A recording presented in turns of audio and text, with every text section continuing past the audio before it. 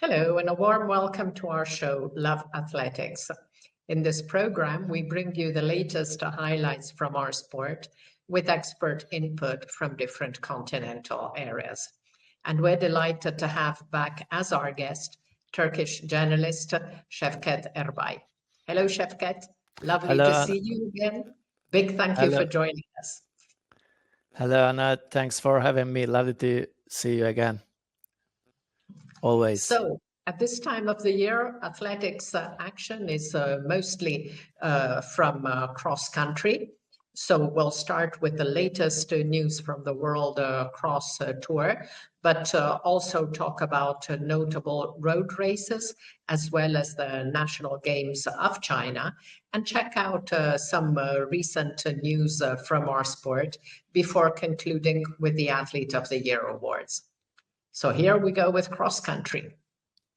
Now, last weekend, there were incredibly 3 World Cross Country Tour gold events, all on the same day, 23 November, in San Vittorio Lona in Italy, close to Milano, in Atapuerca in the north of Spain, and in Allonne in France. But let's first take a look back at the season. So, Şevket, what athletes stood out for you so far on the World Cross Tour? The early cross season have mostly diverse results, as you know, Anna, mostly not dominated by one athlete.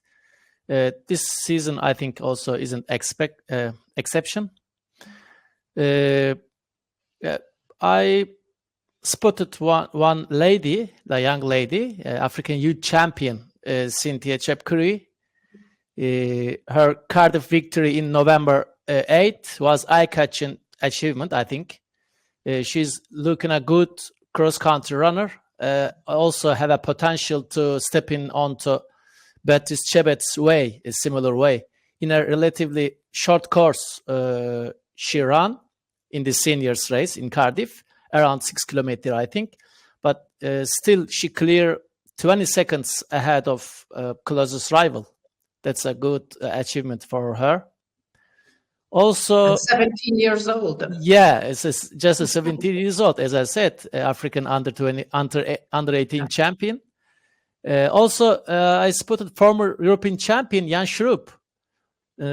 He was not around after his brilliant victory in Brussels, as you remember, I think, 2 years ago. But we saw him in World Final last summer, but finished in the back, 9th or 10th, I think.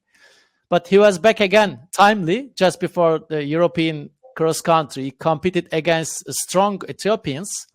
Maybe lost a race, a narrow margin in Allonne, but I'm sure who inspired with the Jimmy Gracie's amazing victory in Tokyo, maybe thinking I'm the next one.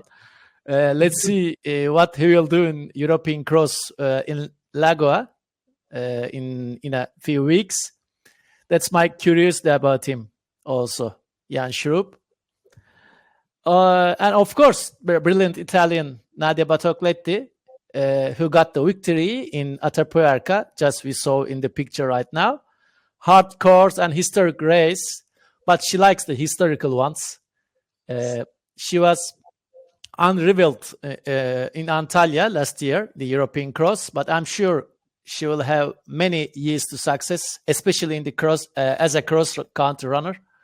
Very nice character to promote in athletics. I always support her. One of the brilliant victories in the past weekend.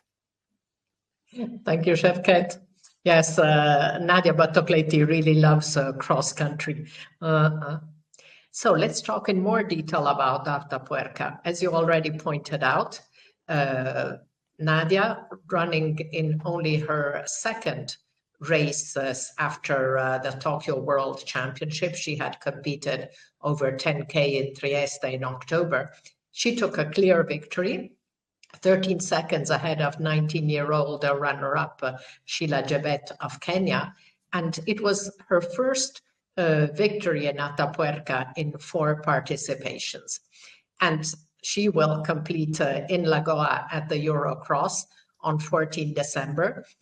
She already has 5 titles, 2 under 20, 2 under 23, and she wants to repeat the senior crown.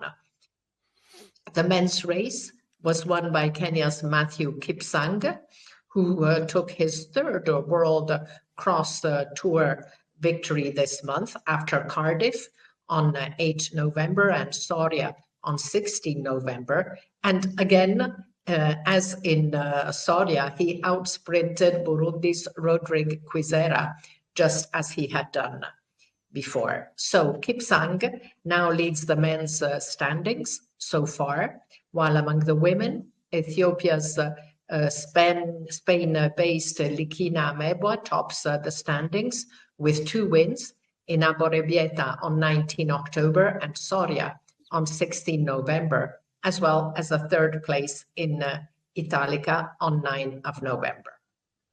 And on the same day, Şevket, on the same day, Cinque Mulini, historical cross in the north of Italy, San Vittorio Lona, just outside Milano. And I was really thrilled to be there for the first time, I must admit. It's an amazing race, not only because it has been held uninterruptedly since 1933. It didn't stop during World War II. It didn't even stop during COVID. But what makes the Cinque Mulini special is the course. So Cinque Mulini, originally there were 5 water mills through which the athletes ran. Now there's only one of them left, the Mulino Meraviglia, which really holds its name well. It's a truly stunning passage, especially on a sunny day like last Sunday. There were 30 races taking place, 1,626 athletes, from the very youngest, born in 2020, to an athlete who is a master 90 plus. 2 18-year-olds dominated the international races. Ethiopia's Yenenesh Şevket, who was a surprise winner last year, repeated her success with a dominant display, coming in over half a minute ahead of 19-year-old Kenyan Sharon Chepkemoi, a finalist in the 3,000-meter steeplechase at the World Under-20 Championships in 2024. In the men's race, it was Eritrea's Simon Emmanuel, who also won by a big margin, just over half a minute, from last year's winner, Kenya's Matthew Kipkoech Kipruto, and Italy's world champion marathon bronze medalist, Elias Awani. Now, Emmanuel is a very interesting athlete. He first shone this year on a 10K road races in Lille in March. Then I saw him compete over 5,000 at the Nikaya meeting in Nice in May. And now with this victory, he really completes his show of versatility on all surfaces. So really one I think that we should look out for. And on the same day, as we said, Cross International Le Mans Libre in Alone-Sartre, Ethiopian wins there over home stars. In the men's race, 20-year-old Milkesa Fikado prevailed by just 2 seconds over Jan Schroeb, as you mentioned, 2023 Eurocross champion, and also the European 10K champion this year. Among the women, 18-year-old Tiras Gebrehiwet also prevailed by a handful of seconds over Alessia Zarbo, the silver medalist at this year's European 10,000 meters cup. And finally, a day before this trio of World Cross Tour races, on Saturday, 22 November, the NCAA Division 1 Cross Championships took place in Colombia. Titles went to Doris Lemongole of Kenya among the women, defending her 2024 title to cap an absolutely great season. She first took collegiate indoor title over the 5,000, then defended her NCAA 3,000 meter steeplechase crown before a commendable 5th place at the World Championships in Tokyo on 5,000. Limongole won by 13 seconds over 19-year-old Jane Hedengren, who had only registered one loss before the NCAA cross in her whole season this year. Among the men, title went to Eritrea's Hampton Samuel, a former double World Under-20 bronze medalist and double NCAA silver medalist this June over both 5 and 10,000. Now, Şevket, there's one thing I'm wondering about scheduling this year, because with the World Cross so early in the season on 10 January in Tallahassee, instead of the traditional date of end March, we have a strange situation in which there will still be a lot of World Cross Country Tour gold events taking place after the World Champs. Yeah, you're right. Before I'm getting to the issue, I just want to thank you to remembering the great races, especially in the Italian one is looking very nice. I would like to one day attendance to the race. Also, You the great, have. yeah. Also, you had a great summary for cross country season. Thanks. Yeah, it's really hard to transition to the track season for the cross runners. They need to adjust everything on January because of the World Championships, then still compete in the dirt until March. It may be caused a programming and periodization problems. Maybe we will see how they affects, or we can see lovely contested events after the Worlds, after Tallahassee, I mean. The second option, I think, is more likely the empty races. It's not good so for the cross-country runners. I especially find this change surprising now that World Athletics is insisting that the last event of the season should be, for track, the World Championships or the Ultimate Championships. And then they stick the World Cross in the middle of the cross season. I'm a bit perplexed. Yeah, exactly. Yeah. Good point. Especially in the track season, they put the very end of the season, the World Champs, but on the cross, it's not. Yeah. Thank you, Şevket. So let's move now to road races. And I would like to speak about the Great Ethiopian Run, also held on 23 November in Addis Ababa. 25th edition of this race. Kenyan running legends Paul Tergat, Moses Tanui, and Daniel Komen were invited as special guests.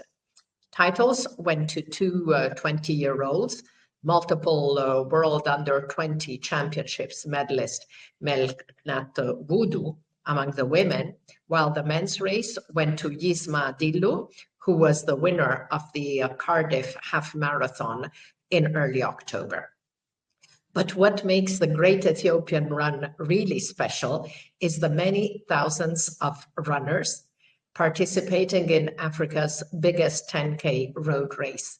And this year there were a record 55,000 participating this year. There's live music and cultural performances taking place along the course, which is lined with enthusiastic spectators.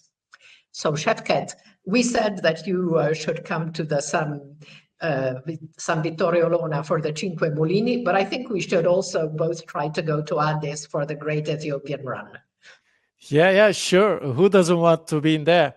Ethiopia is a really athletics mad country, as you know, has a rich running culture and everywhere full of athletics legends during the day, probably a superb occasion for a celebrating athletics culture for sure.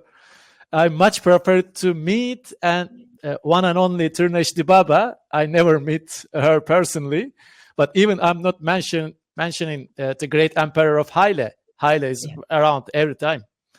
The race itself could be turned in a classical meet in a short time, I think. In African continent, we don't have such a kind of classics. It should be the best one. It is really nice to have in such a race in Addis Ababa. Yeah.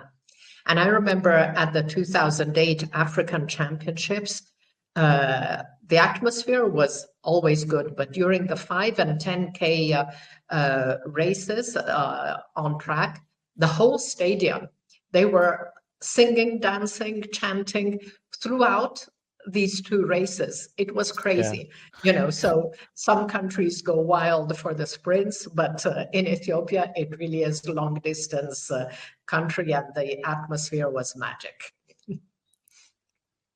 So let's move now to stadium events, because it's very late in the season, but Chinese athletes still had a very important competition, the multi-sport National Games of China. Now, this competition is hugely important in the national calendar. Athletes compete for their province, and the results from these games determine government funding for the next 4 years. So very, very important competition. Athletics events took place from 12 to 20 November and saw some really interesting results. Now, World Athletics still doesn't show results from Guangzhou in its top lists, but they are on Tilastopaya and other reliable statistics sources. So I would like to highlight 3 results. Among the men, there was a high-quality 110 hurdles final, which saw 22-year-old Su Zhuyi win the race in 13.12, which is the second fastest time in China after Olympic champion Liu Xiang's 12.88, which was a world record back in 2006. And this final was a comeback of sorts for Shu, who had won minor medals in 2023 at both the Asian Games and Asian Championships. And second, in 13.14, was 21-year-old Yu Junxi, who had a very successful 2025, winning bronze indoors in the 60 meters hurdles in March, then silver at the Asian Games in May over the longer distance. But the very best results came from underage athletes. Sprinter Chen Jue, still 16, as she was born on 29 December 2008, clocked an excellent 11.10 in the 100 meters final, a time which brings her to equal 4th in the under 18 all-time lists. And it was a considerable improvement from her previous PB of 11.29, which she had set at the Asian Games, so winning the senior 200-meter championships. Another excellent result came in the women's hammer throw from 19-year-old World Championships bronze medalist Zhang Jiale, again behind Tokyo silver medalist Zhao Jie with 77.44. So that mark is the number 3 mark of all time in the under 20 lists. And Zhang has the top 5, including her 77.24. That's her second world record this year.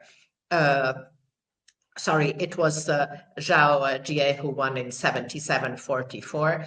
Zhang was 1 meter shorter, 76.44.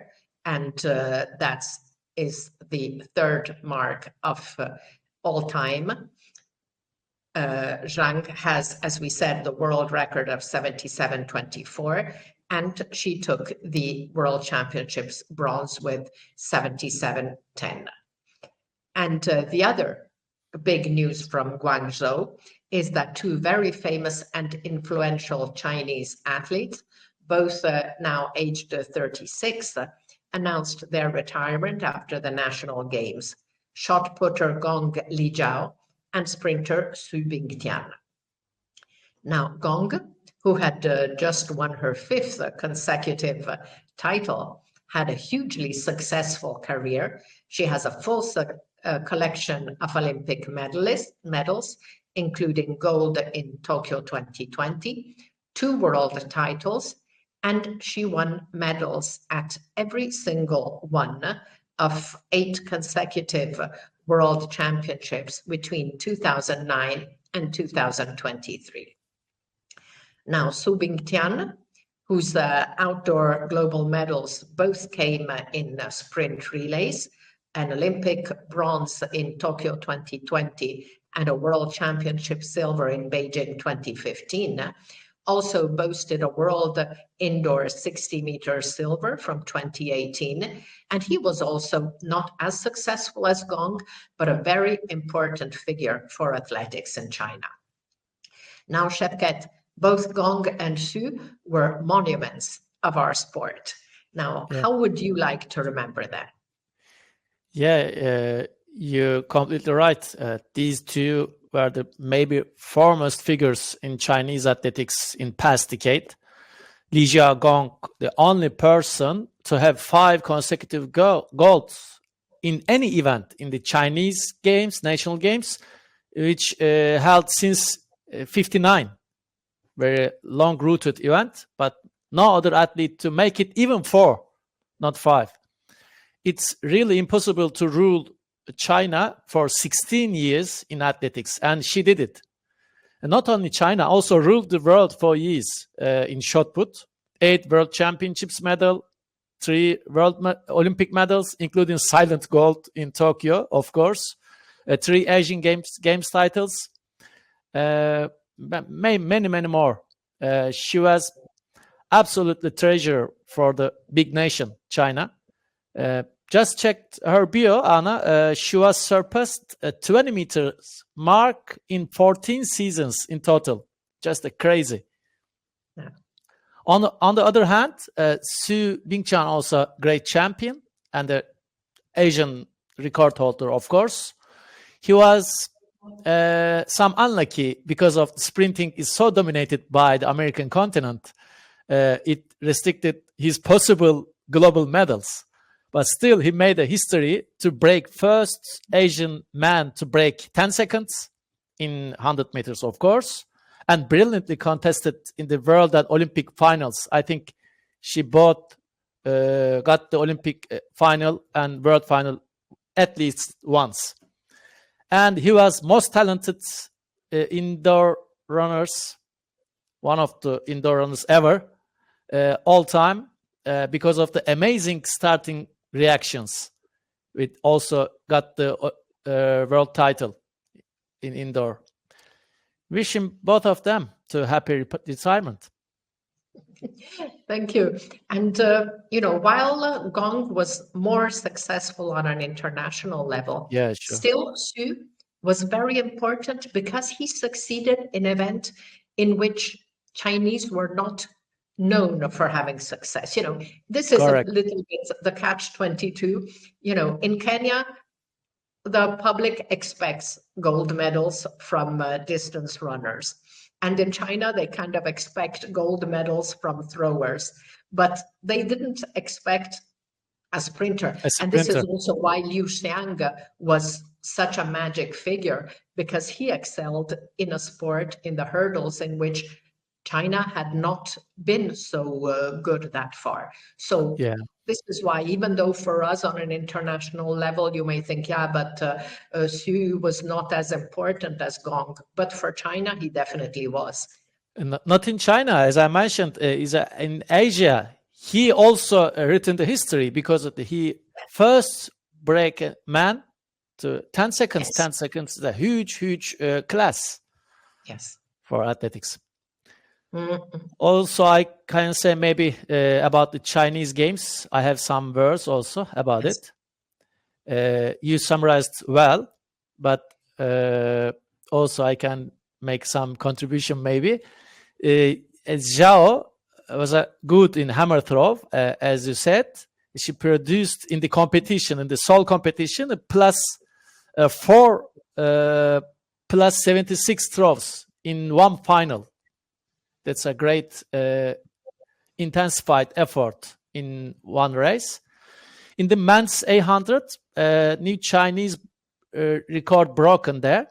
Shi Xiaoshang from Zhejiang province clocked 1:45:48 to beat previous record holder Deji Liu, who got the second in the same race. Also, we have to mention maybe Olympic champion race walker Yang Jiaju. She claimed third games title in Guangzhou with 1:28:34.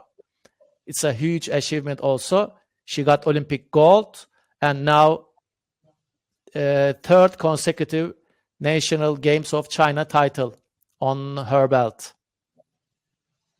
Wow. Thank you, Şevket. Exactly. So it's really interesting just how important these games are for China, and therefore athletes still peak for this competition. It's really interesting. So 19 to 20 November was also the Islamic Solidarity Games in Riyadh. Şevket, are there any results we should be aware of from this competition? First, I can say it was not work well. It's my opinion. I mean, despite some stars there, contested there, but including Arshad Nadim, Winfred Yavi, and Salvait Nasser. But competition level was far from good. Bahrain, in overall, if we need to get some summary there, Bahrain regained the athletics leadership from Turkey with 9 golds, because Turkey is a previous top medalist country in Konya.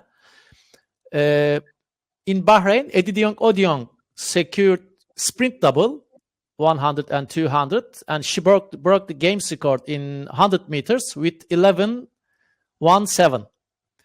Salva also easily took 400 meters gold, and Arshad did it so in javelin throw for Pakistan. But in men 100 meters, there was a problem with the blocks. In the same session, a total of 11 starts needed to complete 2 semifinals and final. In total, 11 times they got the start. Caused an injury there and many furious moments. It finally won by Enver Al-Balushi, a talented young guy from Oman. It was one of my notes. Throwing events are far from the worst competition by far.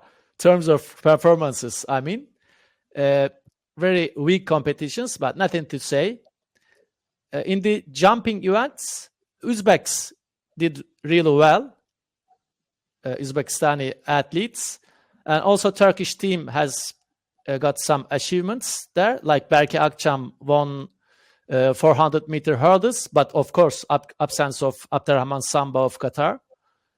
And maybe we can add most important relay clash there. In 4x1, the strong Saudi team beat the strong Omani rivals and the young Nigerian quartet, because Nigeria sent their very young team to the games. Usually, they're always the number one favorite, the Nigerians. Saudis beat the Oman. Oman get the second place with Anwar Al-Balushi in the anchor. That's all. Also, 4x4 was not contested in Riyadh. That's strange. Thank you, Şevket, for this great summary. So that's it for competitions. Let's look now at some miscellaneous athletics news. Starting for the Los Angeles 2028 Olympics timetable. So the broad outline of the timetable was published, and the interesting thing here is that normally athletics traditionally was in the second week of the Games. But in Los Angeles, athletics events will span the whole duration of the Games, starting from 15 to 30 July. Stadium events are taking place on the first 10 days, and then road events on the 27th, 29th, and 30th of July, with the marathon, as per tradition, closing the Games. Now, Şevket, what do you think of the recently announced LA 28 timetable?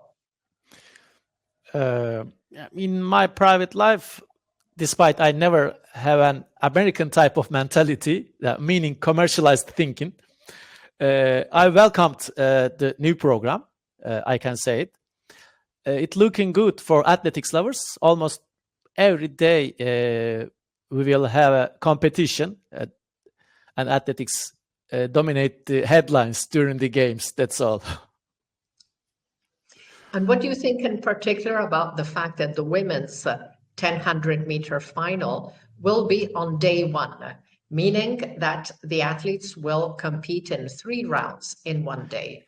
Because athletes' reactions have been a little bit mixed. Yeah, I agreed the objections in such a subject.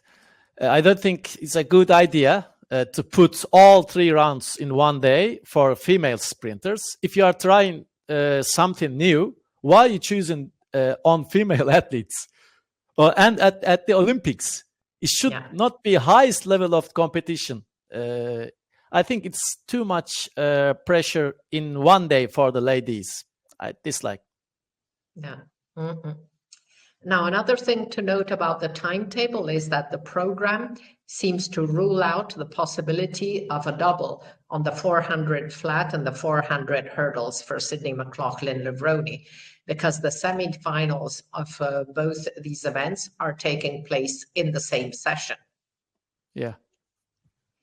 And talking about Sydney McLaughlin-Levrone, Şevket, you had an interesting article last month on Athletics Podium on the occasion of the 40th anniversary of Marita Koch's 400-meter world record, which seemed so impossible to break for so many years. But given what we saw in Tokyo, it does look highly likely that McLaughlin-Levrone will be able to beat it soon. Absolutely, I agreed. I exactly said it on Eurosport on semi-final day in my broadcast. Once I saw it in 48:30 in easygoing semis, I thought this is insane. We already know now, confirmed by many times, we are witnessing maybe a greatest all-around sprinter ever. All-around sprinter, I mentioned, replacing of likely Alison Felix position of Pantheon. Sydney has blessed talent to run.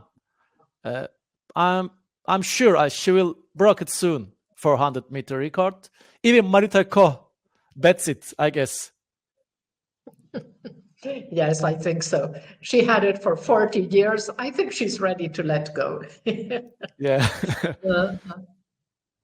Now, another competition timetable, which was announced, was again a broad outline for the Ultimate Championships, 3 days.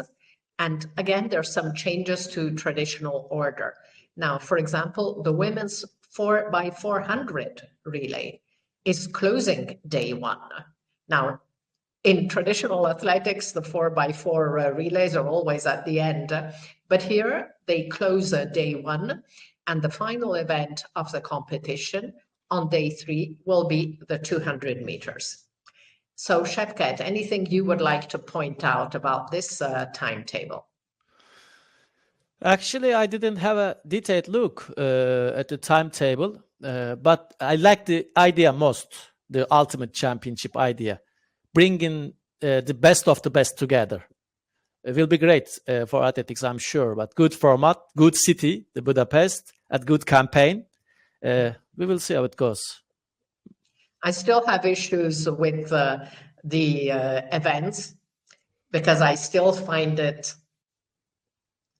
not appropriate, that the two strongest throws are out. Discus and shot put, they have produced amazing results in the last seasons, huge depths, and they're not contested. And you have the javelin, where I'm sorry, the women's event is really weak. The men's event is a little bit better, but women's steeplechase is also a great event. It's not in. So if you're saying you've got the best of the best, you must have the best of the best. And why cut these events? And it's funny because when they had, I was looking back, I think it was at the Ultimate Party in Tokyo, and you have Alexis Ohanian talking about, oh, how great this event is going to be. For example, you're going to have Joe Kovacs, who is the champion but missed out on the team. Well, Joe Kovacs is not going to be at the Ultimate Championships because the shot put is not there. So it's a shame. Yeah. Yes. Exactly. So this is my, otherwise, yes, I think it's a good concept. Budapest has shown, in 2023 that they're great at organizing events. Spectator will be, enthusiastic, but we'll see if they finally include all events. It's a question of an extra half hour. I mean, the first day one is 4 hours from what I read. Then it's 3 hours on the other days, but you just add another half hour and you have all the competitions. But anyway. Yeah. Okay, so I'll stop complaining. And it's time now to go back to the global overview of our sport and check all the best results from the last show, so between 4 and 24 November. Now, as we said earlier, it's going to be a short race today, and we've included in brackets performances. Now, the 110 hurdles are in brackets because, as we said, World Athletics still doesn't list them. Because the list is short, we've also included some marks which are below our regular cutoff of 1,230 points result score. So at the top of the list, you see there was a high quality 10,000 meter race at the Hachioji long distance meet in Japan, a total of 6 athletes running below 27 minutes 06, headed by Samuel Kibati 27:01, Anthony Kibe 27:02.15, and Emmanuel Moi Maru with 27:02.47. So very good marks for this time of the season. Then we have the two 110 hurdles marks from the National Games of China. Among the women, only one performance makes the cut, but it's a really excellent mark in the 10K race at the Lille Urban Trail, 30.04. That is worth 1,244 points. So really excellent. The men's race was not as fast, so it's not, their results are not included here. Best performances of the fortnight, of course, for the women, it's Brenda Jevchirchir, and for the men, it's Xu Zhuoyi in the hurdles. So I owe under 20 and under 18 athletes a big apology because it's been months since we last updated their top lists. Once again, we have no underage top list today, but definitely will review performances by under 20s and under 18s in detail next time. So now it's time for the Athletes of the Year awards. And World Athletics will announce its Athletes of the Year this coming Sunday, 30 November. As a reminder, on the 4th of November, 2 finalists were selected in each category out of initial short list of 5 by votes from World Athletics Council, World Athletics Family, and a public vote on social media. So here they are. Women's Track and Field Athlete of the Year, Femke Bol in the 400 hurdles, and Sydney McLaughlin-Levroni 400 flat. Men's Track Athletes of the Year, Noah Lyles, 200-meter world champion for the 4th time, and Emmanuel Wanyonyi over 800. Women's Field Event of the Year, the finalists were Tara Davis-Woodhull and Nicola Ollie-Slagers, winners in the long and high jump respectively. Men's Field Athletes of the Year finalists, Mondo Duplantis and Mattia Forlani in the long jump.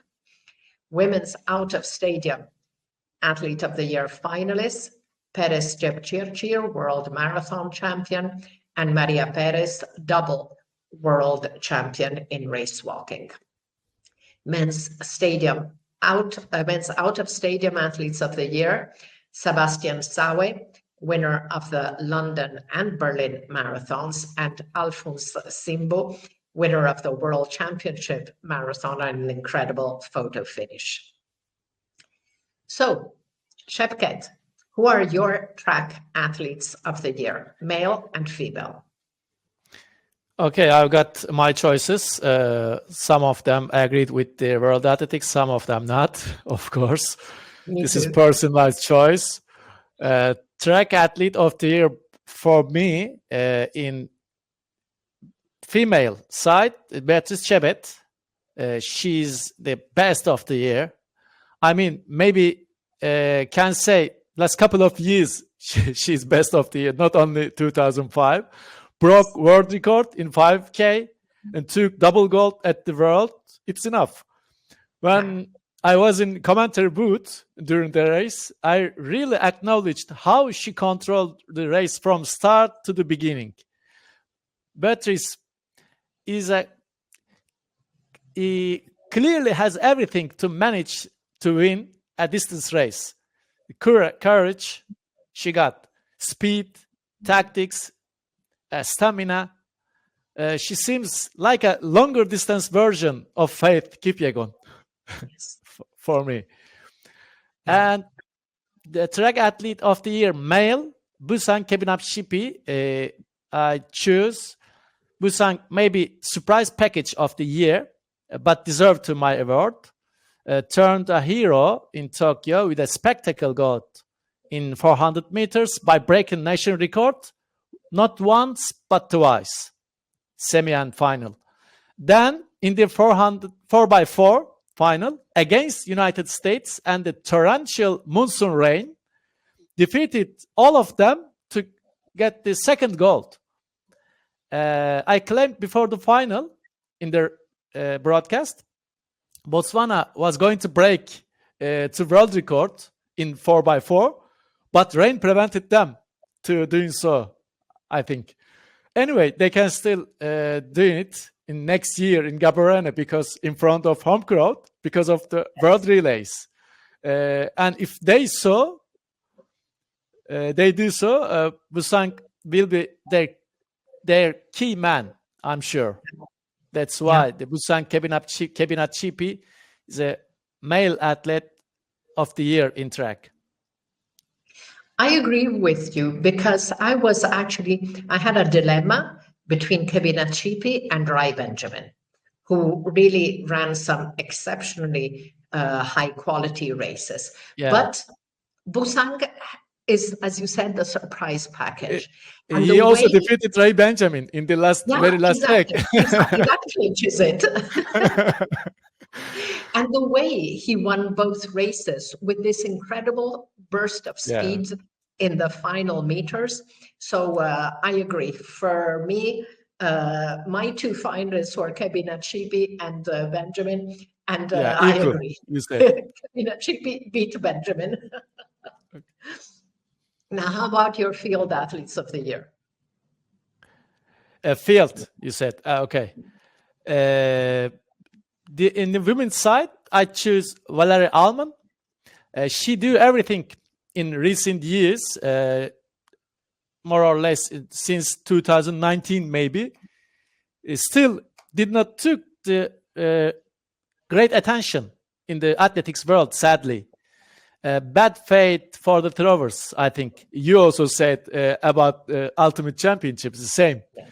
She won all the 15 competition entered this year, Anna. Almost in every contest, went beyond 68 meters. I checked carefully her records, including 73.52 area record, world title. How can we say more? Yeah. The yearly performance is a perfectly Valerie Alman in my female field athlete of the year. I totally agree with you, and I totally disagreed with the World Athletics finalists, because for me, the women's finalists were Valerie Allman and Anna Hall. You know, they were much superior. Lovely ladies, both Tara and Nicola. But if you look at the athletics performances, for me, it was clear Valerie Allman and Anna Hall. So I forgot Anna Hall. Exactly, you're right. She was incredible this year. Yeah.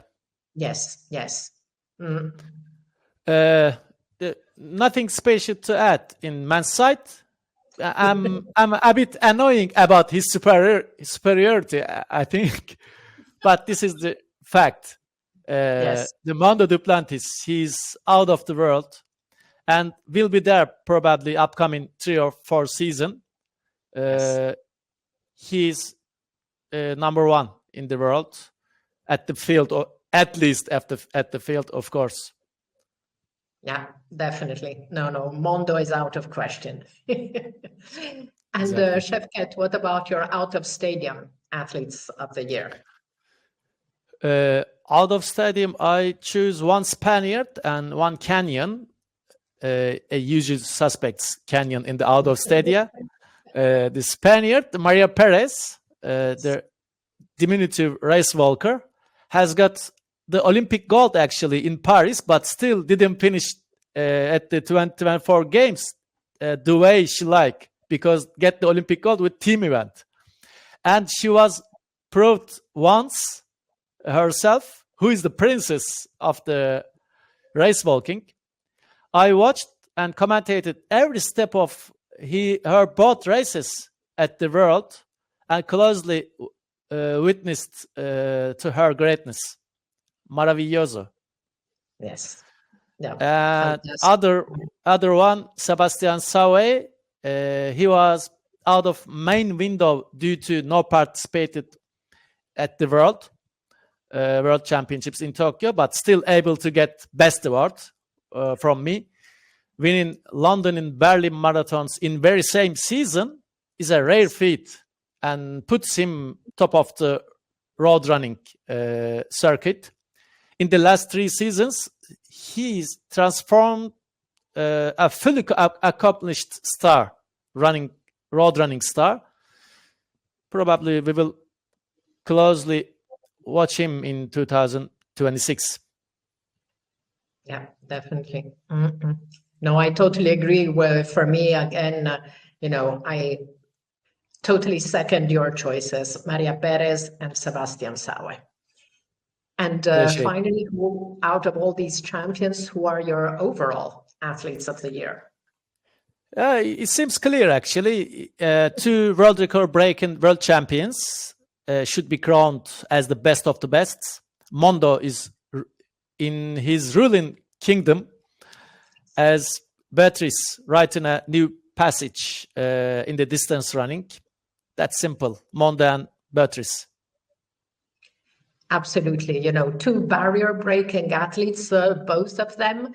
And for me too, Chebet definitely deserves the overall award, not only for the double gold, but for this crazy 13:58:06 world record in Eugene.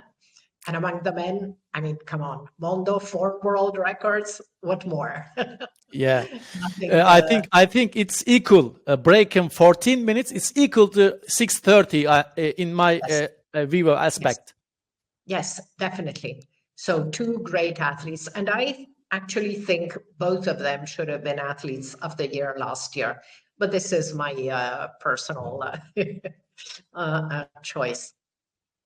Now, since our last show, World Athletics announced the Rising Star nominees. Here they are.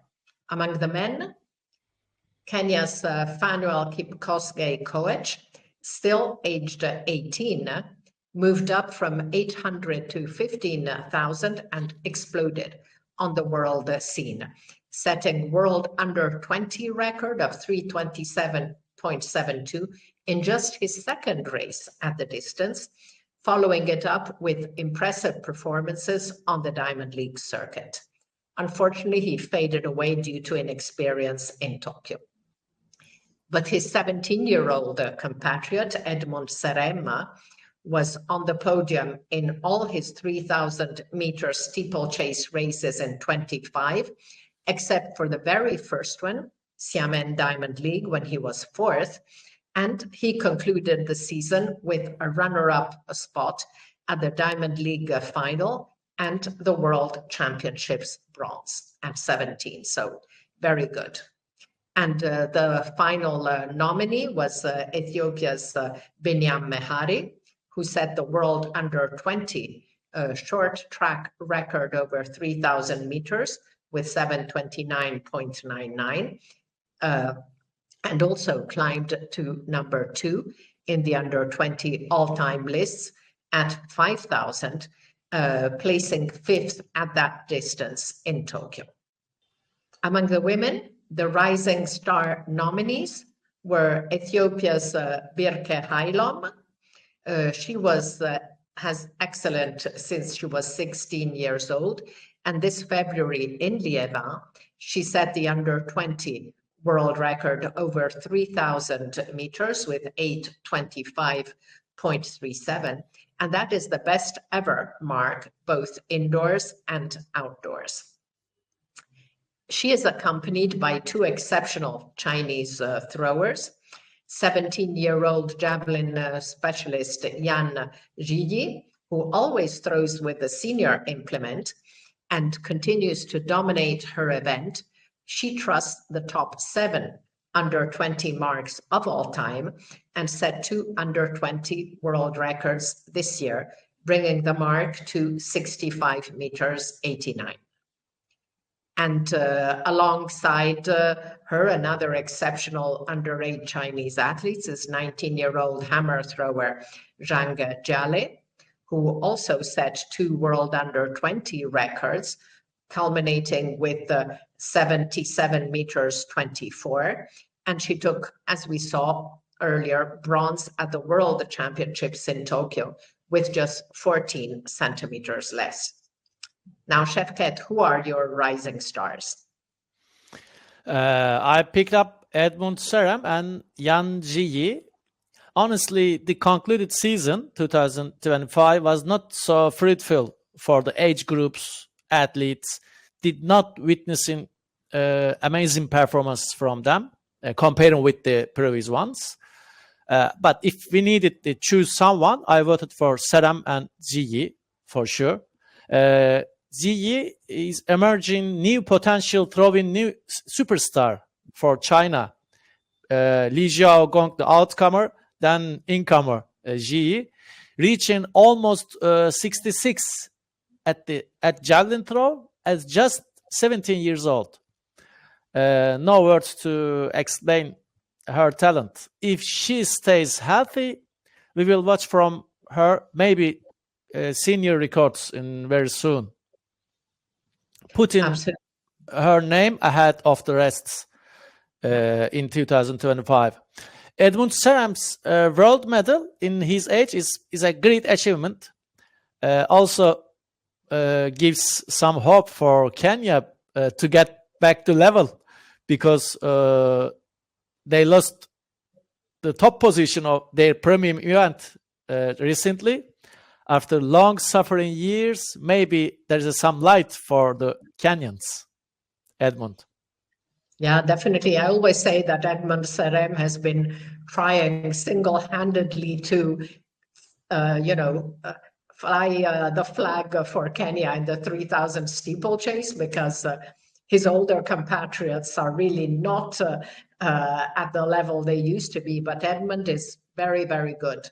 And as we said, he's one of the very few under 18 or under 20 athletes, just him and Zhang Jiale who took medals.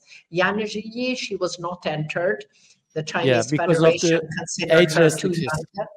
Exactly. So she didn't compete, but she really is one to watch. And she's such a lovely, modest athlete. I spoke to her in, I don't remember now if it was Xiamen Really? or, yes, Xiamen or Kachao at the Diamond League. But she's such a lovely, lovely young lady, very shy, but great. Now let's take a quick look back at Continental Athlete of the Year awards. So just as a reminder, European Athletics held their awards on 25 October and crowned Mondo Duplantis and Femke Boll, two athletes who both collected their third title. Now, nothing to say about Mondo. On the women's side, honestly, I would have given the award to Maria Perez. And what's also interesting is that in the Netherlands, the title of Dutch Athlete of the Year went to Jessica Schilder over Femke Boll. Of course, Femke's performances were fantastic, but again, it was a bit of the novelty effect for Jessica, a European indoor champion, world champion. I thought that was very interesting and a well-deserved title. Yeah, I agree. Yeah. And African Athletes of the Year, you would perfectly agree with this, Şevket. What can you say? Beatrice Chebet and Bosang Kebinetshipi. Exactly. So let's conclude now with some cool athletics news. I'd like to congratulate several athletes. First one, Tokyo 2020 20K Olympic champion Antonella Palmisano. She will be one of the torch bearers for the Milano Cortina Winter Games. The torch relay has started this morning in Olympia, and they will be coming to Italy in the coming weeks. Congratulations also to Tokyo World Championships heptathlon gold medalist Anna Hall, who announced her engagement to American football player Darius Slayton. And congratulations to the athletes and organizers who are continuing to donate funds to support relief efforts in Jamaica after it was hit by Hurricane Melissa.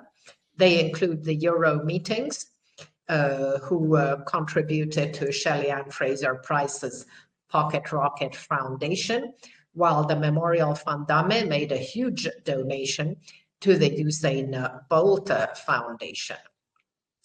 And finally, best wishes to Muswama Kambunji. She's the third of four Kambunji sisters. Three of them are athletes. Muswama is in between Mujinga and Ditaji. She was a sprinter like Mujinga, but also competes in the bobsleigh, and she is hoping to be on the Swiss team for Milano Cortina as a brake driver with top Swiss pilot Melanie Hassler. Now, Miswama had already competed in the bobsleigh, first in the 2017-2018 season. Then she had a serious accident breaking a vertebra.